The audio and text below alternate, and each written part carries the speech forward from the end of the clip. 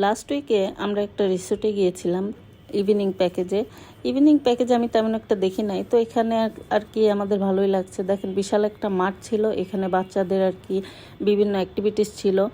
আর এখানে দেখেন কিছু কচ্ছপ আছে। তো সব কিছু মিলে দেখা যায় কি আমাদের সময় হয় না বাচ্চাদের নিয়ে, সব কিছু মিলে আমাদের স্কুল কলেজ সব কিছু মিলে সময় না হওয়ার কারণে আমাদের জন্য ইভিনিং প্যাকেজটা বেস্ট। তো এখানে ইভিনিং প্যাকেজে 4টা থেকে রাত 10টা পর্যন্ত ছিল। তো দেখেন সুইমিং পুলটা কত সুন্দর। আমরা আর কি বিকালে আর কি গিয়েছিলাম, যেহেতু বিকালে আমরা সুইমিং শুরু করতে করতে প্রায় রাত হয়ে গিয়েছিল, আর রাত্রে ডিনার ছিল।